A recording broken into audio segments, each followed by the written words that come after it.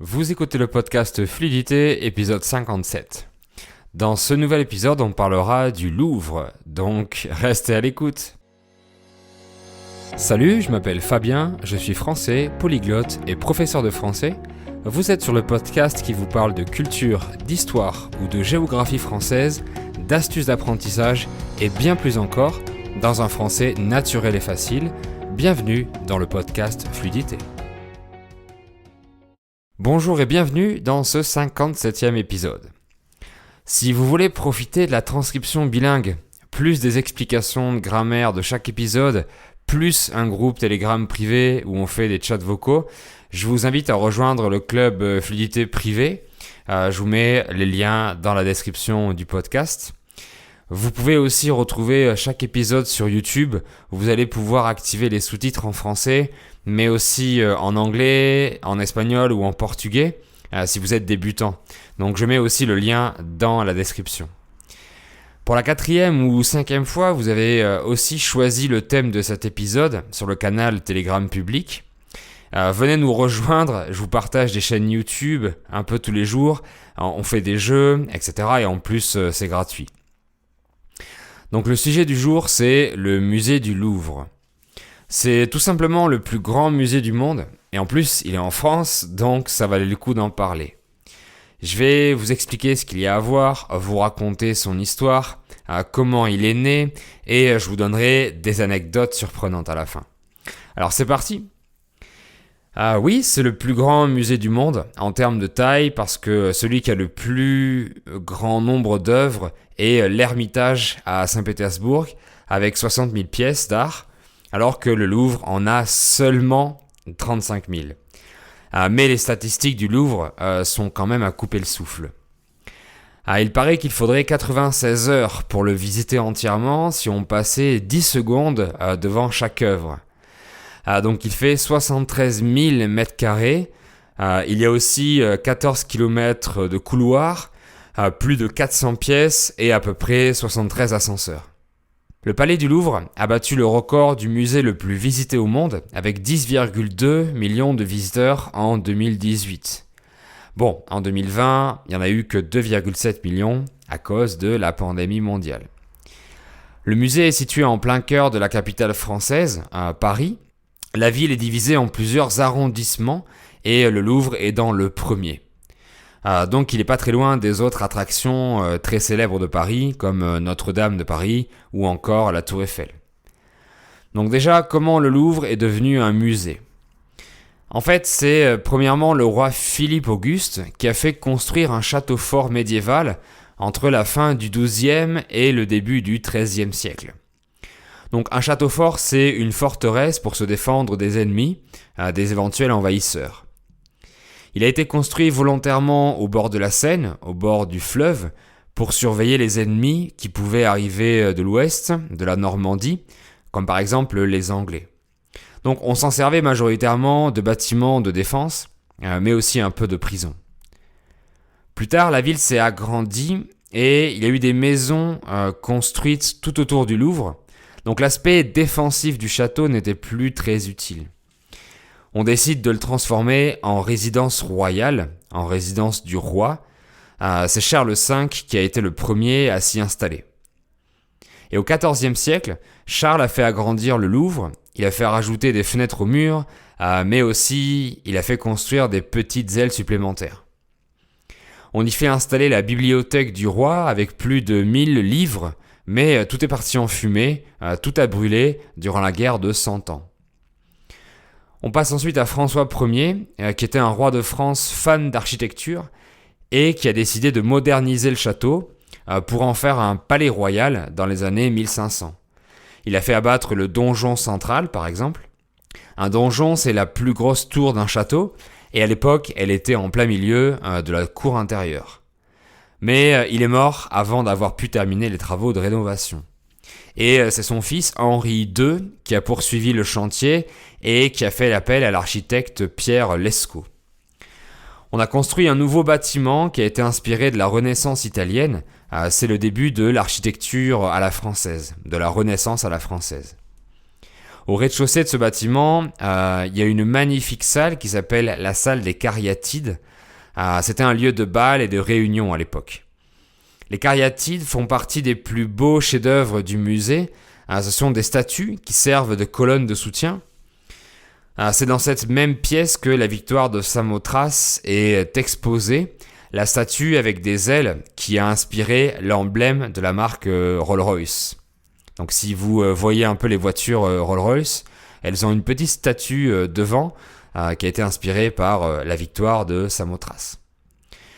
Il y a aussi la statue d'Hermaphrodite qui ressemble à une femme de dos mais qui a quelque chose entre les jambes si vous la regardez de face.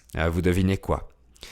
Si vous allez au musée ou si vous y êtes déjà allé, vous avez peut-être noté qu'en face de l'entrée, il y a un immense parc qui est un jardin en fait et qui s'appelle le jardin des Tuileries. C'est un jardin qui est très connu à Paris. Et c'est dans ce jardin que Catherine de Médicis a fait construire un palais à l'époque. À la fin du XVIe siècle, Henri IV décide alors de réunir le Louvre et le palais des Tuileries avec un projet complètement fou, c'est-à-dire faire bâtir une galerie de 500 mètres longeant la Seine, le fleuve. Et c'est grâce à ce nouveau bâtiment que le Louvre est devenu un palais gigantesque au cœur de la capitale. Comme j'ai expliqué dans l'épisode précédent sur le château de Versailles, Louis XIV a décidé d'habiter au château et donc de laisser le Louvre pour exposer la collection royale. Donc le Louvre n'était plus une résidence pour les rois. Et le roi Soleil a fait terminer les rénovations entamées par Henri IV et il en a profité pour faire aménager de beaux jardins à la française. Et à partir de 1692, le palais a été occupé par l'Académie des Belles Lettres et l'Académie royale de peinture et de sculpture. Et 100 ans après, suite à la Révolution française, on y a installé les tableaux qui étaient à Versailles et par conséquent, on a décidé que le Louvre serait officiellement un musée. Le musée est donc né en 1793, année à laquelle il ouvre ses portes au public pour la première fois, et il y avait un peu plus de 500 peintures. Il a dû fermer de 1796 jusqu'à 1801 pour des problèmes de structure dans le bâtiment.